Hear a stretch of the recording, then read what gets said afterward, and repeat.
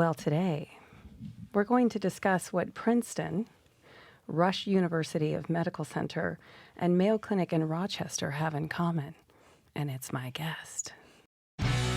Get ready for the real estate show that takes you across the barriers and into the danger zone. That Bitchin Real Estate Podcast with your host, Tenacious T. Well, thank you for joining us. Today we have Dr.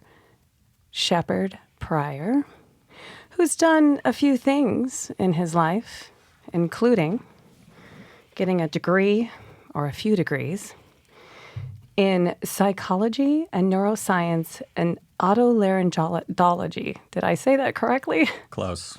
Yes. If you wouldn't mind stepping up to the mic and introducing yourself.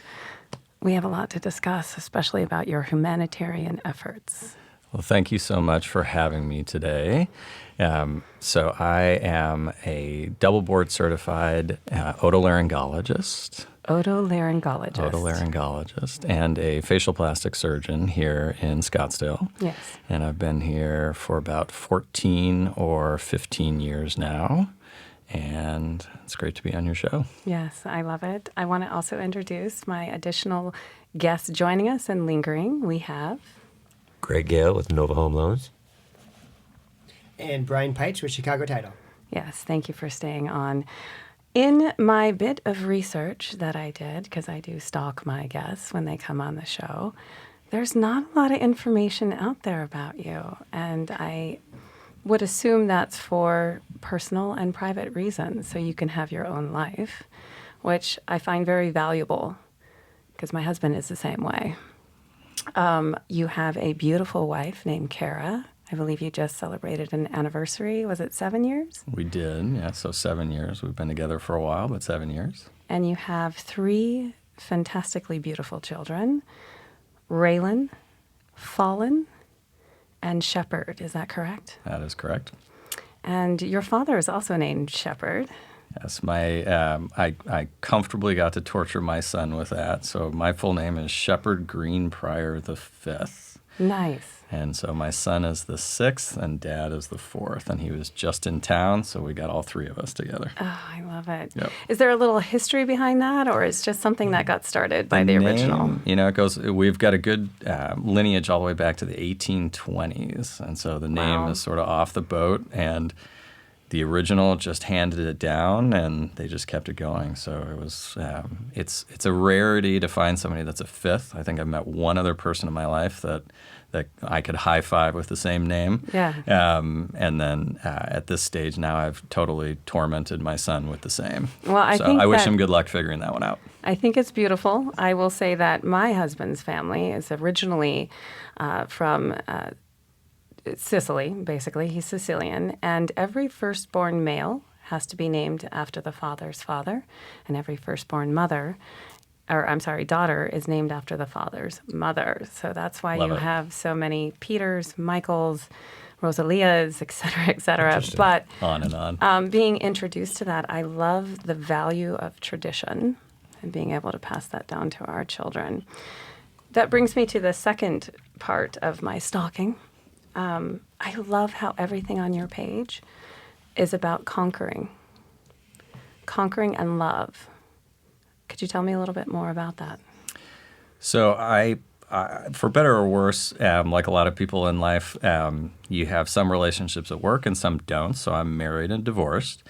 And I had a sort of special moment when I met my wife now. And previous relationship didn't quite think we were ever going to have children. And we got separated out, and the universe sort of worked for both of us, and that I got remarried, my ex-wife got remarried, and my wife and I have gone on to have these 3 beautiful children and have been very lucky, and she sort of saved me from myself and my previous past, and it's been quite a story ever since, so very lucky. She's your best friend. Yes, for sure. And I would say that everyone at this table, we're all very fortunate to be married to our best friend in a very solid, inspirational relationship. Greg? I agree. And tell us a little bit about your wife. Man, so she's the rock because I'm all over the place. So she keeps me in track. That's And my husband too, as you all found out a few moments ago. yeah, well, you need at least one person has to be grounded in the family. Yes. And then the kids, 11 and 9. She's full time all over them, and that's like double full time duty. Yeah. I don't know how she does it. When I have them all by myself, I'm like, wow, how does she do this all the time? Yeah. It's amazing. Yeah. Brian? Yeah, so my wife, Chelsea Pites, real amazing too. We talked about how we're both driven. Yes.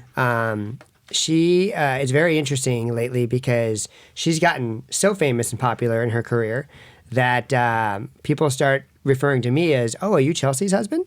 Versus, hey, are you Brian Pites? So it's pretty cool. I'm very proud of her that she's gotten up there, and now she's got the shadow over me, and I have to climb up the ladder again to get up to her level. It's pretty cool. It's been a beautiful thing to watch, like I said. Is it okay to call you just doctor or doc? What do you prefer? Call me Shep, for Shep. sure. Okay, I want to be respectful. You spent many, many years earning that title. I want to touch base on your time in Yanqing, China, 2006, where you helped 60 underprivileged children with facial deformities with reconstruction. What did that do to you? That was an amazing experience. Anyone who's in the medical field that has the luxury and the opportunity to go anywhere outside of your box of where you train or where you live is remarkable. Just like traveling for anyone to visit other cultures and see their process. China's a pretty amazing place that they built a hospital in record time for just our group before we got there, which was amazing. Was that Smile China? That was the group that I was with, but the Chinese nationals knew that our group was coming, and within 2 months built an entire state-of-the-art hospital, which is really astonishing. And they put out their communications to the population at large that we were coming, and we had people streaming in on bicycles, walking with their children. I mean, it was amazing. And it was myself and 4 other surgeons, and it was around the clock cleft lip and palate work. And it's sort of life-changing to see a group of people who they were never going to have access to that. That wasn't going to be offered, and nor did they really know what it meant. And seeing those kids on the flip side after the process is pretty amazing. We were lucky to get the updates moving forward for years later. So it was well worth it. I mean, personally rewarding. It's hard to explain just how, to what degree, but for that community and for those people who just don't have that access was the best part of it. I would imagine it changes you very deeply and maybe helps you refocus on your goals. One of the things that I thought about when I was reading that story was small children, because I grew up, my older brother was born with hydrocephalus of the brain. His frontal lobe did not develop, nor did his eye socket. So he did have several facial deformities, which back then they couldn't do much of. I knew that he was different, but I never saw him as deformed. And I would imagine that the children you worked with didn't see themselves that way either. Especially in that culture, to a great degree, I don't think that's the primary concern. Right. I think survival sometimes in that situation sometimes is all their concern. But no, I think you're dead on. And to answer your question, I think what it does is, at least for me, doing what I do for a living, I have a degree of empathy that anyone does.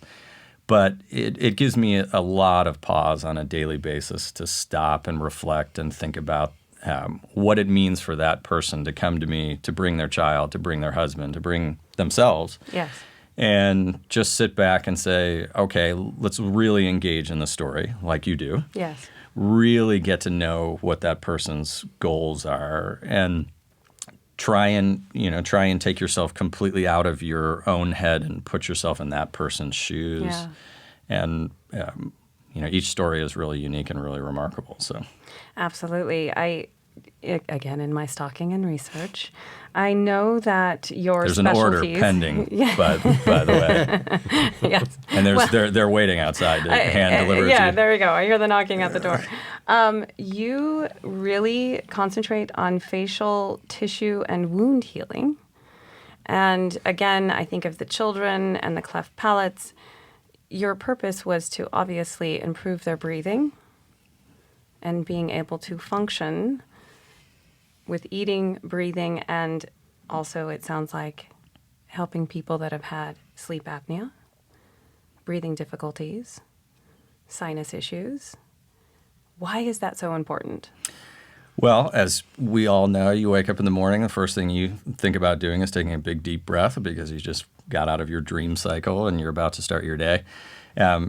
Here, where we are in town and here in a major city like Phoenix, some of the really challenging issues don't necessarily crop up on a daily basis. But I take care of everybody from those who've been in car accidents to horrible domestic traumas to those people who just say to themselves, I've had struggles since that day in high school football that I broke my nose. Yes. And breathing has affected people's issues from their sleep partner, their wife, their husband barking at them, their coworker who doesn't want to listen to them breathing difficultly next to them at work, all the way up to just someone who's trying to get either back into fitness or extend their own fitness, or their child who suffers with an allergy-related issue and they just can't stand to see their poor 8-year-old struggle to breathe just in the middle of the night. So it's a very rewarding thing because people who can do that take that for granted pretty remarkably. Yes. Those that don't almost have no idea what it could be like. And when you jump someone from the knowledge of their current existence to what it could be, it's pretty impressive. And it's rare that somebody isn't thrilled with being on the other side of that fence.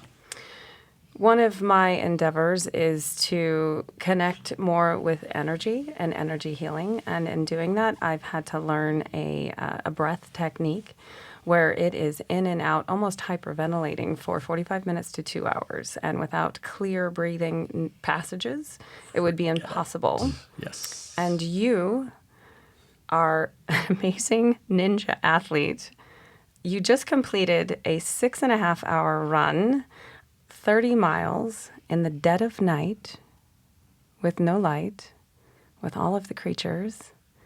And in that pain and in that moment and in your breathing, you were able to push through because you could oxygenate the muscles and the bloodstream and the mind and stay focused on those things you love most, which is your family. True. One moment of pause, by the way, is whenever you're doing that, just keep in mind that tarantulas are the size of dinner plates in the desert. I mean, really very distressing. Wow. Should we put a little event together for the mortgage and title just people? Put your hand out and think, yeah, exactly, $25 a plate, and there's a tarantula. Doing ultra marathons and things of that nature are really interesting. If you can do it or if you've ever thought about doing it, I highly encourage people to because just the nature of doing a run like that definitely tests you more mentally than physically. I think most people who do that will say 80% of that particular type of activity is completely mental, both figuratively and literally. Yes. But it does teach you an awful lot about what you can do and how you can push yourself. I think when I think about somebody doing a hot yoga session and breathing through their nose for 10 minutes, I get anxiety just because I wouldn't want to be in there for that. Me neither. But it's a very challenging thing, and not being able to breathe through your nose or even breathe effectively, maybe because of weight issues or perhaps it's an asthma issue or you just happen to be allergic to the desert and here you are living in one. Right. It can take away even the possibility of even considering that. If you can do that, it takes an awful lot of training. But most importantly, again, I think it's a very self-reflective process. And you learn a lot about what you can accomplish and what you can do, whether or not it's in a business format or whether it's your determination to be successful or grapple that title back from your wife. Who's stolen it from you for the time being. Right. My wife steals my title all the time because she runs around with our 3 kids, so she gets more props than I awesome. But yeah, I think I think it starts with something really simple and basic, like just being able to breathe through your nose. And when you do Wim Hof and when you do some of those activities, you get to really deeply connect with yourself. Yes. You get to connect with your own body, your own mind. And sometimes that's what allows you to open the doorway to expressing and maybe exploring what your mind will let you do. And if you can't open that door, you never really have the opportunity to test yourself. Greg, you are I'm assuming black belt, but it's probably even higher in martial arts. Tell me the importance of breathing in your life and your physical activities and even in your meditation. Well, I think it's vitally important, right? And to have that clear passage to even get all the oxygen. I'm sure that having the people that have not had that luxury of having that much oxygen coming in to then, like you said, the people that have it normally almost take it for granted. But when you have like those kids or even, take it adults or athletes that you then open that passage up, now they get more oxygen, it's going to aid, right? Their performance is going to go up, brain function, body healing. For me, yeah, breathing is super important. I mean, they have you exhale forcefully when you strike in martial arts. It's taught on day one. It causes a lot of pressure on your body if you hold your breath in, strike, and apply pressure. All the modalities from yoga to Tai Chi to any of the internal arts, they all stress the breathing because you are able to go inside. You're using that as a vehicle to focus and use your brain to go, like you said, through the gateway to learn more about yourself. And from a longevity point of view, I mean, you have to breathe in order to survive. But if you really work on your breathing properly, you'll thrive in your life. I find it very interesting when doing a lot of research in ancient technologies and biohacking that they did back then. Even our sci-fi movies, which I know you're a fan of too, it all kind of comes back to that moment of connecting deep within yourself to bring out your potential and what you can do. And it's always revolved around breathing. Brian, please tell us, as an ex-fitness instructor, breathing, its importance. I mean, it's what we do all day, every day, right? Yeah. Even when we're sleeping, it's super important. And I firsthand know what the doctor's talking about over here because there was a time that I didn't know what I didn't know. And basically, I didn't realize I was a mouth breather and I couldn't breathe through my nose. So that's all you ever know. And I did have the surgery because I had a broken nose as a child that I didn't know about. I think a lot of children have broken noses. They just don't even know it happened early on. Yeah. And I had done that, and it was night and day. It was like, it was like LASIK where you can see again. It was like, wow, I can actually breathe through my nose. Energy was better. My fitness was better. Everything. Now, over time, you lose it, I believe. I'm probably back to normal, but it was pretty amazing. So I know exactly what you're talking about. And there's people out there that they don't know what that feels like because they're just used to what they're used to. It's amazing. I think there's also a fear. I know in the fire department, there are a lot of firefighters that are affected by all the carcinogens and smoke and things that they come across. And many of them have tried to go in and have the sinus surgery. And it's really finding that person that obviously it's a very delicate procedure. And I think we have the best here in the room after doing that research. And I think you guys can attest. I do my research. I used to be a private investigator. Again, I find it refreshing upon looking at your site. It's really more about improving people's lives. You're looking for not your typical, obviously that's what you service is, you do the facial rejuvenation, that type of thing. But it seems like your focus is more on life improvement over just a cosmetic look. I found my way, my practice sort of flowed into doing this specifically because I have a breadth of experience with higher end complicated nasal reconstruction.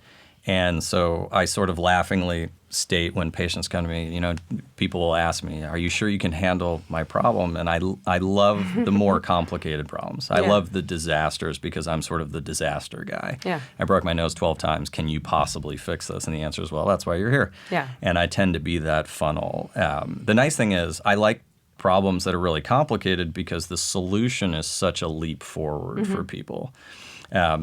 we were talking about what happens when you can breathe through your nose and breathe effectively. It translates not just to your daily sitting quiet breathing, but it translates really dramatically into your sleep patterns. Yes. And your ability to rejuvenate even just over the night when you're not trying to actively do anything. The thing that I think that people don't quite understand is that for every one of us, we can obviously breathe through our mouth when we want to. The difference is when you breathe through your nose, what happens is you, as you well know from, say, yoga, you're diaphragmatically breathing deeper.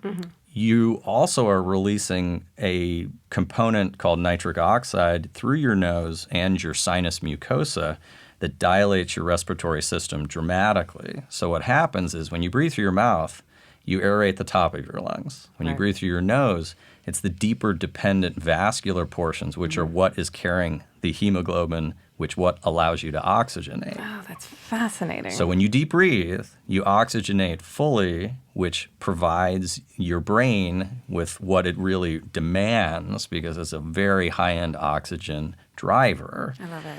So you can survive and you can do your thing, but there's a reason why people who breathe through their mouth are sort of maybe, not everyone obviously, but maybe always feel a little under the weather or perhaps only at 80% mental capacity or plowing down another pot of coffee at work, whereas those who they might look at a little oddly because they sit in the corner and meditate and deep breathe, Yes. they're recharging in a very specific, embryologic and genetic way that we are supposed to use, but not everybody can use it. I'm that girl at the gym in the corner doing that stuff. Yeah. And Wow. people think you, and they look at you like you're insane.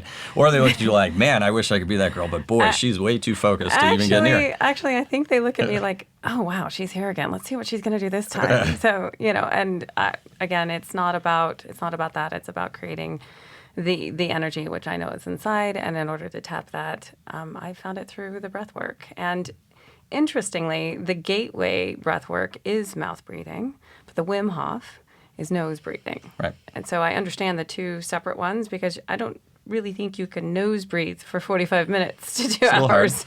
But I could try it. It's a little hard. I have a little list of famous questions I'd Sure. like to ask.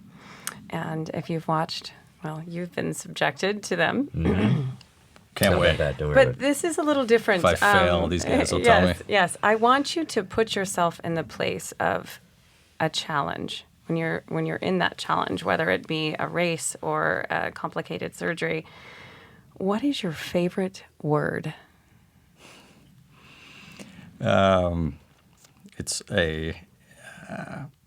probably a 5-letter word, which is my oldest daughter. So her name is pronounced Rylan, and she was our little surprise miracle. And she's also very much my mini-me. So if I had to say who's my little alter ego, it's my daughter. I do a lot of these high-end obstacle races and things like that across the country, and she comes with me. And she has gotten into it as well as a little 8-year-old little pseudo gymnast / badass. Girl power. And so she centers me more than anything. So if a word pops up into my head, I guess it's really not a word. It's almost maybe more of an image, and it's really her. Yeah, that is beautiful. I love that. Again, thinking of those challenges, those things that you face, what is your least favorite word? Probably, this is going to sound strange. Probably try. I'm a big Star Wars fan, so do or do not. There is no try. Yes. Yoda, my very Yoda-ism there for the day that you pulled out of me. Yeah. I think try connotes that someone is judging your efforts, and including yourself. And Repeat that one more time. That was stunning. I think the word try assumes that someone is judging your effort. Yeah. God, that's beautiful. So therefore, don't try. You don't need to worry about that. You just need to perform, and either it's successful in your mind or it's not. But you performed. You moved forward. You did something that was positive to move forward. And that may not get the result that you necessarily want, but that's okay because you can perform that action again as many times as you need to. Success and failure are both wonderful teachers. I would argue that failure is a much more powerful one. Oh, yeah. But, I'm just saying. Yes, very true. Now, I've been dying to ask this question of you because I'm so curious as to what you would say. What turns you on? What is that thing that sparks the creativity, the reason to push forward, to challenge yourself? What is your turn on in life? I probably, like a lot of people who are somewhat type A, failure turns me on. I know that sounds crazy, but failure does. Right now, and that could be in a lot of different ways. For me currently, failure tends to be in my personal life more from the recreational things I do, more of the physical challenges that I do. So as an example, in a lot of the racing that I do, there's these high-end structural obstacles that you have to traverse. And anytime I've ever failed anything, I find that unacceptable. And I turn back around and I spend the next 3 or 4 months trying to figure it out. And of course, I never quite get to the point where I feel like I'm perfect before the next one comes up and I leap to that and then go back, forth. So lately it's been some American Ninja Warrior training. Yeah. Which I'm building toward, and yes, I knew it. But failure is a good thing. I think that again, that's where I would say is the most powerful teacher. You learn, you get to pat yourself on the back for your successes, but I think any time that you make a mistake and it's designed in such a way where you can grow from that and learn, I think that it provides you a lot more pause the next time. More thought, more reflection, and I think you just grow better from that. I couldn't agree more. Walt Disney was a fan of failure. Again, and being a movie buff, you know that. Keep moving forward. Greg, the word failure, what does that do when someone says that to you?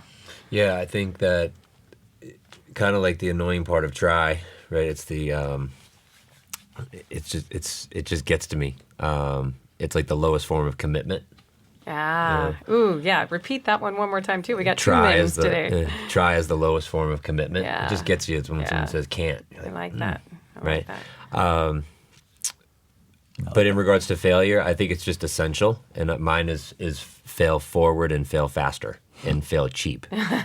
Fail forward, fail faster, and fail cheap. Because it's going to happen. So you just have to embrace it. And I think it's confrontation. Right, you should embrace confrontation, and like Ray Dalio, his whole company is based on a confrontation environment where it's just open for it, and you just know it's coming, and whatever's happened's already happened. Yeah. So the feedback loop you're gonna get is it's already done. So it's how are you gonna react from there forward, and so that's really where you're trying to get better. How am I gonna react to the feedback of the failure, of the, oh my God, I'm not number one, I'm the last person at the company on the sales list. It's, did you just kick yourself and go sorrow, or say, man, how do I get better? How do I chase the next 5 people? What can I do? Yeah. Embrace the suck. There you go. Yeah.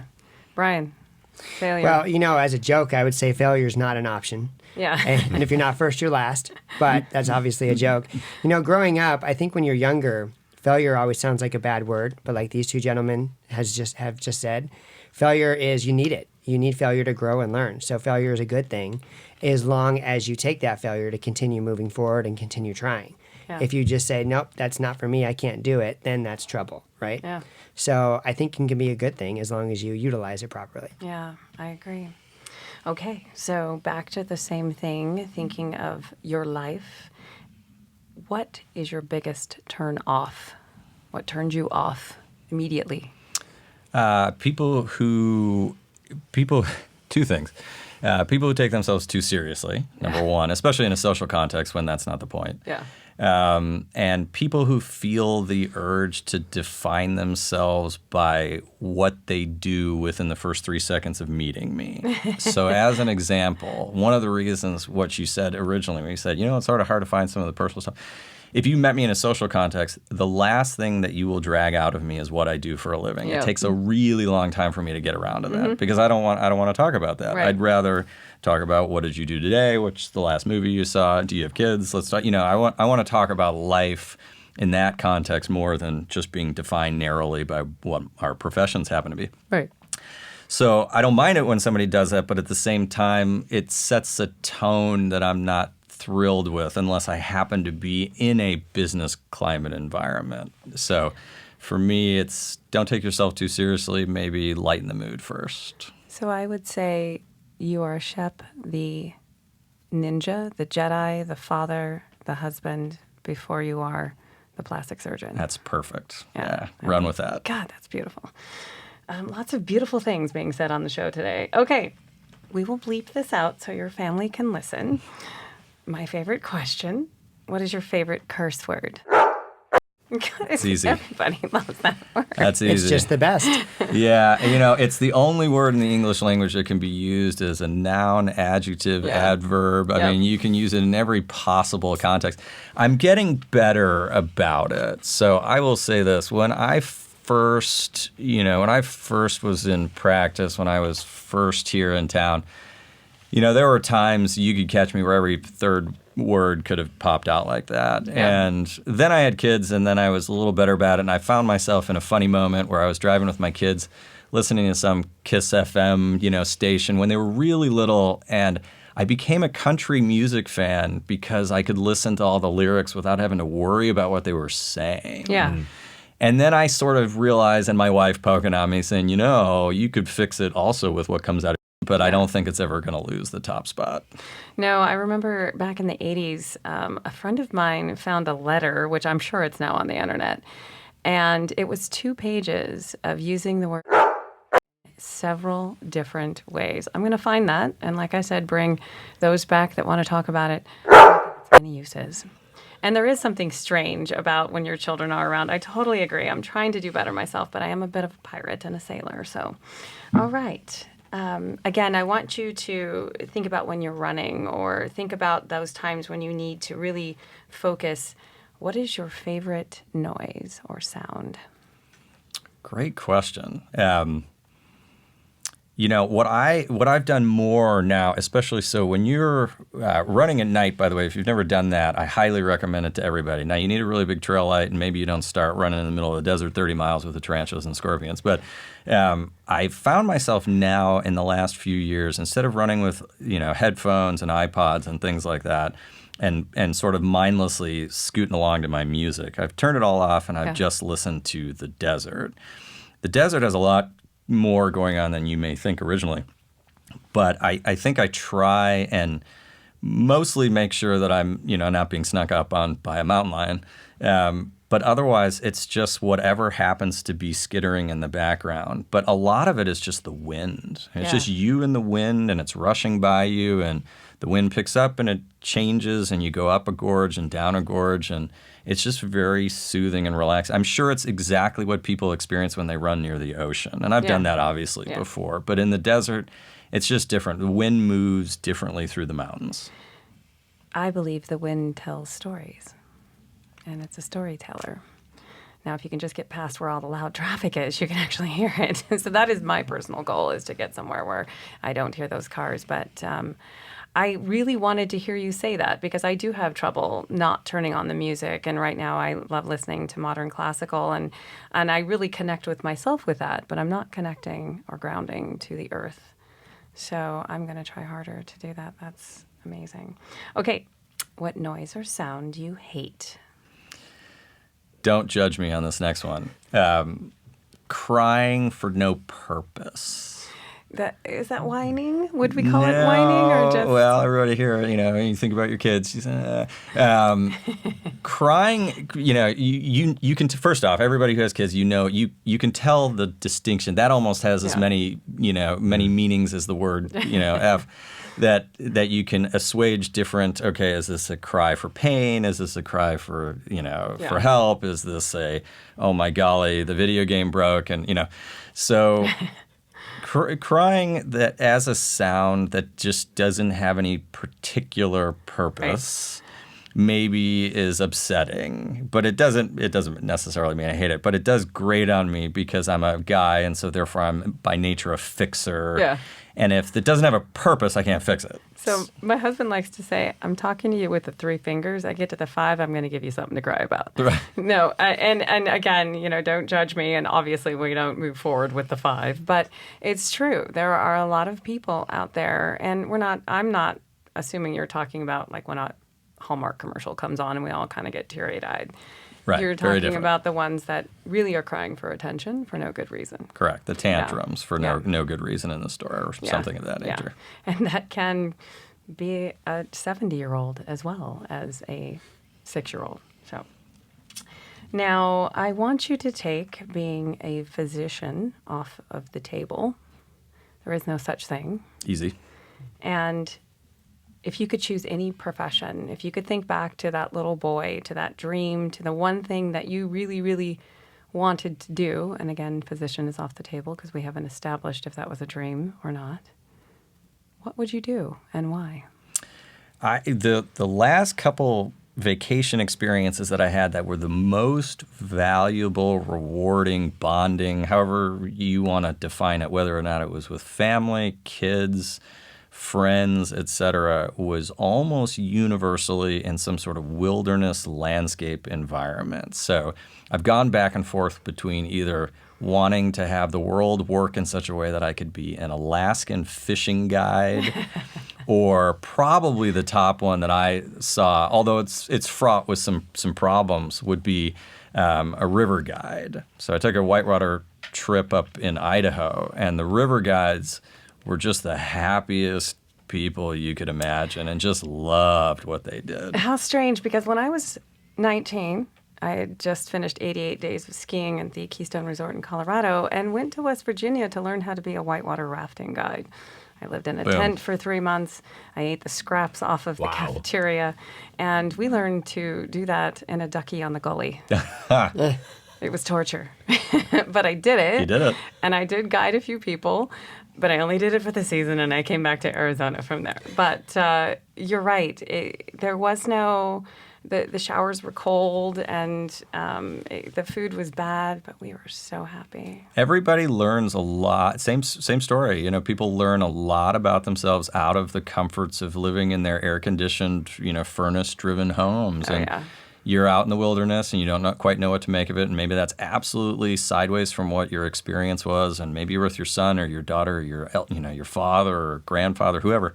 And you're out there doing something that really connects you with the people around you. The distractions are gone. They have to be.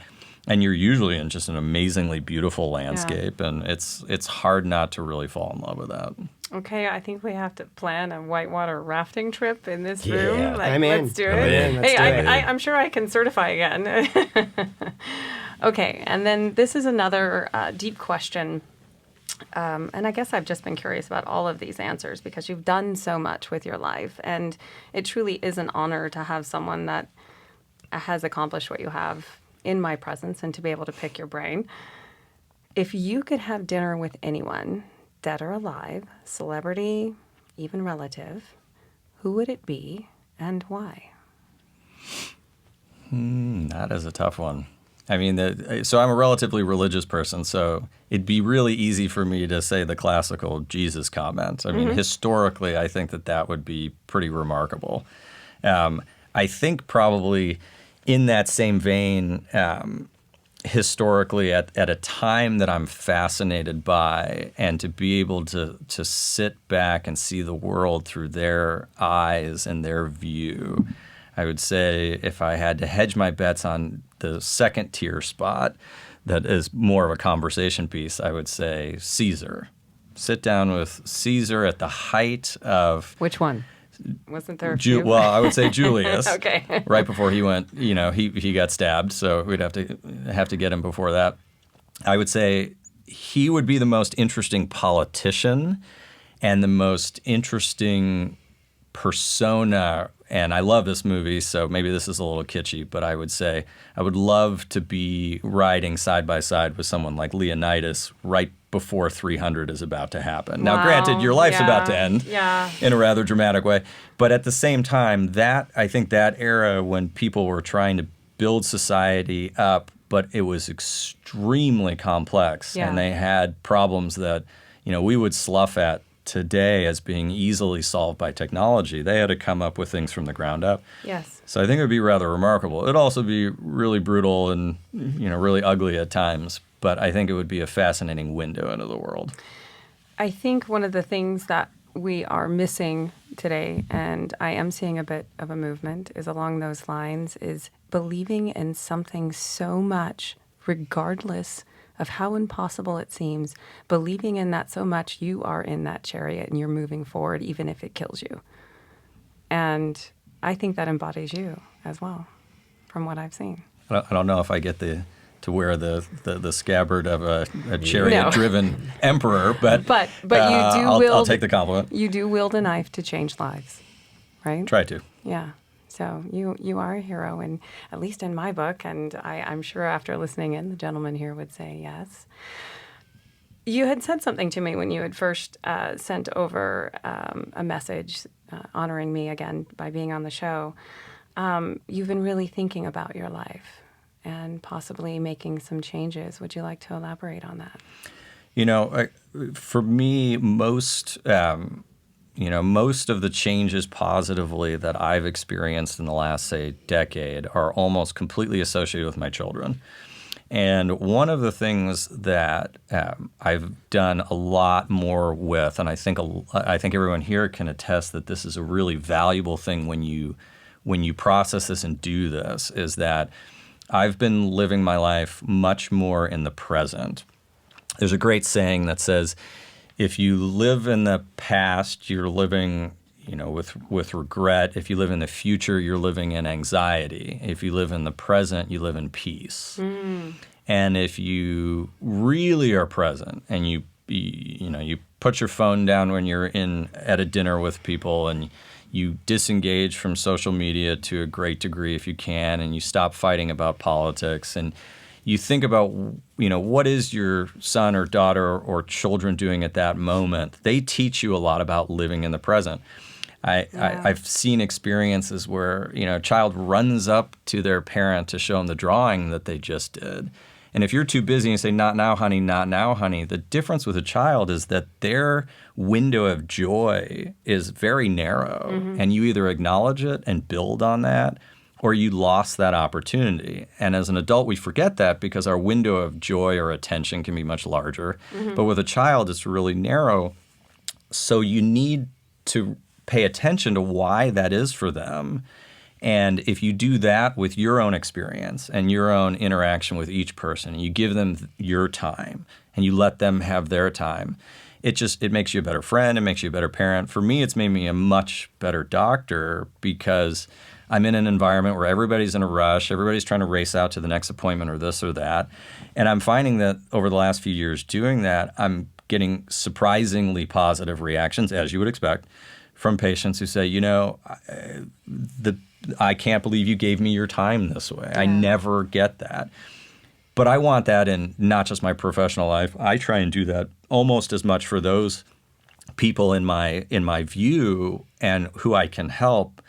But it's also very selfish. It's for me. I mean, and it makes a huge difference in how I approach every day and the next visit and the next time I'm talking to the barista at Starbucks. And I'm not in a rush and I'm not being an asshole and I'm trying to be kind to people and I'm trying to change the way that I view every hour of my life, and it really matters. And even if it translates to taking the headphones off while you're running and you're really doing it for you, it's been a really valuable thing because we all have very complicated lives and there's very significant things we have to worry about tomorrow and next week and next month. But you're not tomorrow. You're not at next week. You're today. And so spending a little bit more time staying where you are in that present lane has made me a lot happier and has translated into just better relationships, I think. couple of the things that really resonate to me with what you had said is when you are an entrepreneur, or take you back to where you started, your internships, or take you through school. There was many years there.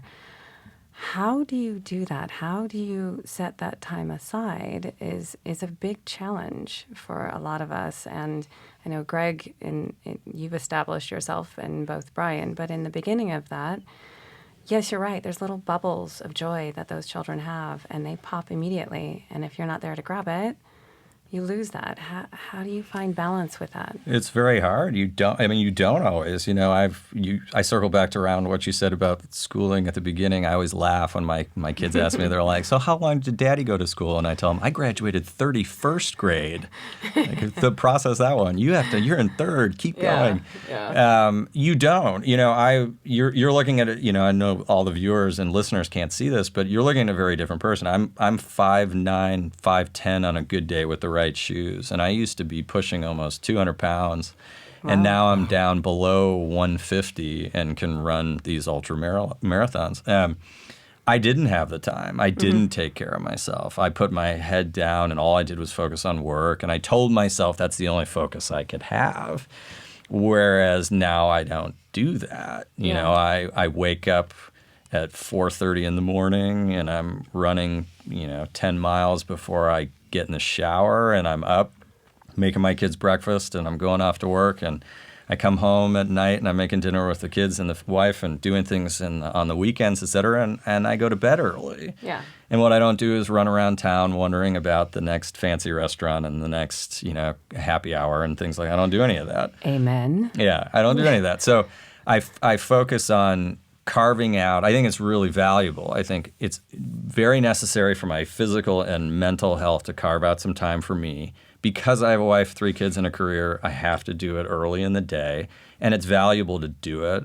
And I go to bed early because I don't need to be up late at night doing things I don't need to be doing, or visiting with people that don't add, real value to me and my family, and doesn't allow me to be a better person the next day that I get up to do those different things. But I think even if it's a really small incremental period of time, there's a great book called The Compound Effect that talks about a little bit of time put into your schedule over time translates to remarkable results, just like a little investment of money. It's a remarkable thing down the road when you compound it. You need, if you're not doing it, you need to do it. You need to find a way to define it out. If you can't do it every day, that's okay. That happens. But I think by prioritizing that, you're doing yourself a huge favor. I agree. You said another key word to me was kindness. And I knew from the beginning of trying to get into this career that I was never going to be the best looking. I was never going to be the richest. I was never going to be the lead generating machine, but I was always going to be the kindest. And that is what brought me joy again in my life, and made it so I can honestly look in the mirror and say, I love you. Greg, tell me how you find those moments of joy and how you lead in kindness, because you are a huge proponent of that. Yeah. Excuse me. I like that he said, you're carving out, you're creating your own time. There's not like time management. You basically create your own time. So I too get up early. I get the workouts and the meditations and the read out of the way in the morning before the kids wake up. So then I can wake them up, hang out. Yeah. It's a team effort in the morning to make the breakfasts and make the lunches, and I get the water bottles and get the kids off on time, because it's a lot. It's a lot of chaos going on. So being conscious and being aware, that the phone is down when you walk in the house, it's off. You just leave it on your voicemail. Hey, if you're calling after 5 o'clock, you're not going to get me. We'll talk the next day. Hit 0, talk to the team if you want. It's I've structured those boundaries so that I can be fully present, because there were times when I wasn't present. Right, the phone's going off. I'm like, I got to check that, and if it's important enough, they'll leave a message or they'll text. For sure. Yeah. But at the same time, it was understanding what is important, and important in that time is really the family, not the make the money to put the house over their head. You've already done that. So really it's just set aside the time for them.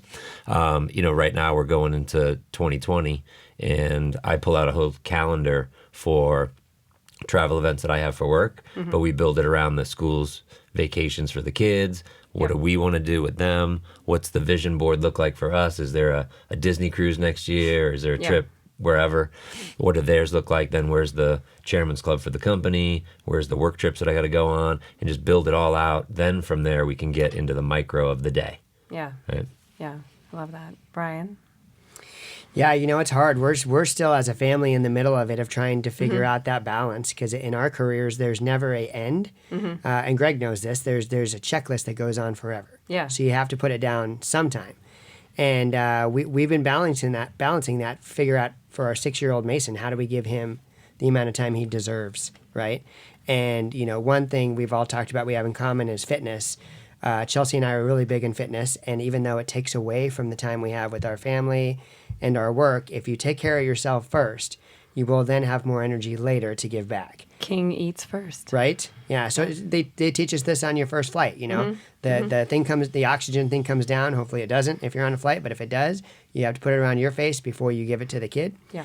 So you have to take care of yourself, and then you have more energy to give back your time, which is really important. So we're real focused on that part. But yeah, we're balancing, especially my wife being in the social media world. Yep. It's a constant reminder of, hey, put that phone down and spend some time. I'm in the thick of that myself. Sure. I have all of these things that are coming to fruition, and I'm going to start mentoring young women that have been through horrible hardships and take them under my wing. And it doesn't matter who you are and what you've been through. We're going to help you move forward. And my solution to missing my children and not being able to be with my family as much, because I've never been away from any of them more than 4 days. And that was one time. They're always, one of them is always with me, is I've decided, since I have special needs children and since I have the experience with suicide, they're partaking in everything I'm doing.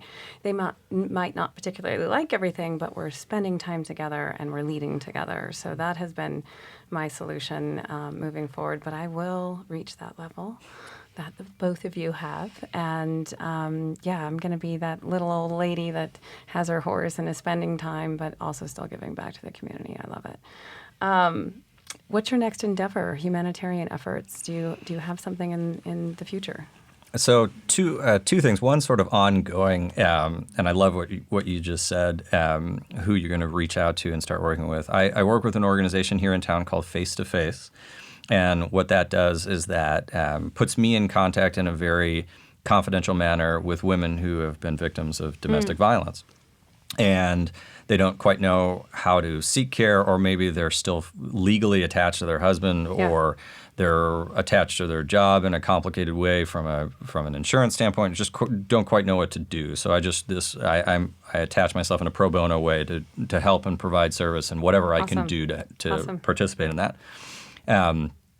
To backtrack to medical missions, I had one scheduled to go to Nicaragua a few years ago, and the colleague of mine that was running it sadly and unfortunately passed away before his time, and so that got derailed. But recently, I've reoriented to 2 that are in Guatemala, and so we're sort of building up to that, and those tend to take a year or two to become available. But that's on the horizon, and looking forward to that, because I have a variety of people, including my wife, who would be interested in going. Yeah. And would be a pretty nice process for her to be a part of too. Yeah, that would be great. I did come from a very abusive relationship in my past marriage. I would love to be able to help those young women too, so we should definitely talk about that for sure.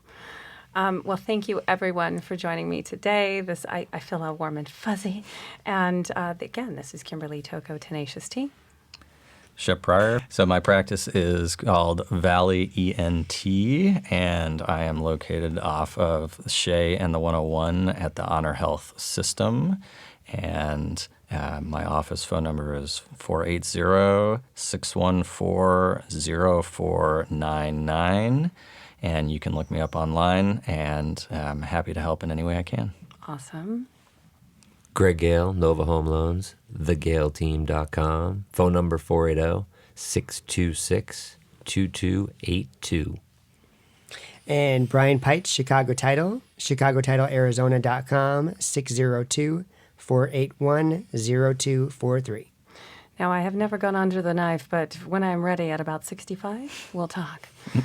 Thank you again for joining us. Ow.